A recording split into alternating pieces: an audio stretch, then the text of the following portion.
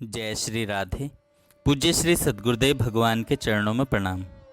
पूज्य श्री सेठ जयदयाल गोयनका जी कहते हैं, जिसने गीता, गंगा और भगवान के नाम को अपनाया उसकी यमराज के यहाँ चर्चा नहीं होती। साधक को मन में जोश रखना चाहिए। जब भगवान की इतनी कृपा है तो उसकी कृपा से उनका ध्यान लगना कठिन नहीं है। सबसे बढ़कर उनकी यह दया है कि मनुष्य का शरीर हमको दिया, भारत भूमि में जन्म और यह भागीरथी का तट प्राप्त हुआ। भारत में जन्म होकर भी वैदिक सनातन धर्म में जन्म हुआ, जो सबका आदि माना जाता है।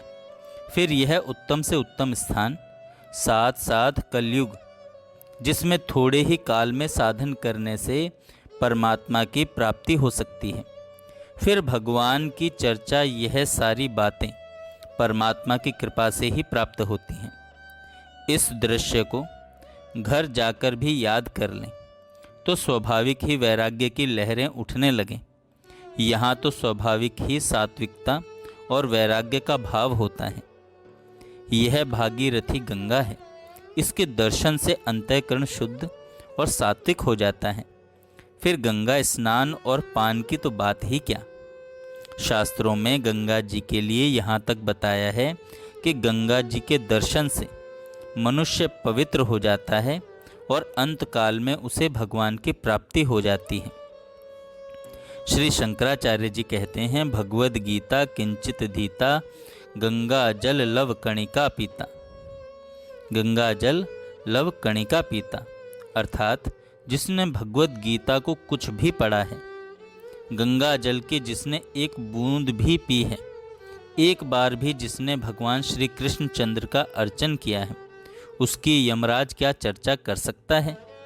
जो भगवद गीता का किंचित मात्र भी अध्ययन करता है और गंगा जी के जल का लव मात्र भी पान करता है, उसकी यमलोक में चर्चा भी नहीं होती।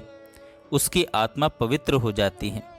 हमारे यहाँ परिपाटी है कि जब मनुष्य मरता है उस समय उसे गीता जी सुनाई जाती है, तुलसी जी का और गंगा जल का पान कराया जाता है।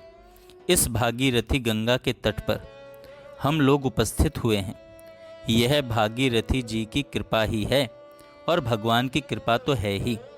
भगवान की जिस पर कृपा होती है उस पर सबकी कृपा होती है। हम लोगों को वैराग्य पूर्वक ध्यान करना चाहिए। जब आनंद की घोषणा होती है उस समय अलौकिक शांति प्राप्त होती है, प्रतीत होती है। यह प्रभु की अलौकिक कृपा है। ध्यान के पूर्व में वृत्तियां शांत हो जाती हैं। थोड़ा भी ध्यान लगता है तो शांति की बाढ़ आ जाती है। परमात्मा का जो चिन्मय स्वरूप है उसका प्रादुर्भाव हो जाता है। उस समय अलौकिक शांति मिलती है। इसके पूर्व आपको थोड़ा गीता जी का सिद्धांत बताया जाता है। वास्तव में जो गीता जी का सिद्धांत केवल भगवान ही जानते हैं।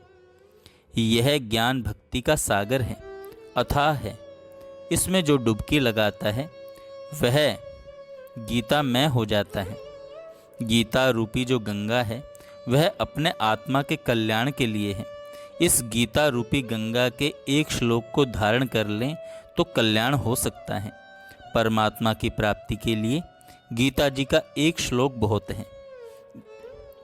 गीता जी को हम गंगा से भी बढ़कर कह सकते हैं। गंगा में स्नान करने वाला आप खुद मुक्त हो सकता है, किंतु गीता रूपी गंगा में स्नान करने वाला दूसरों को भी मुक्त कर सकता है। जय श्री राधे। जय श्री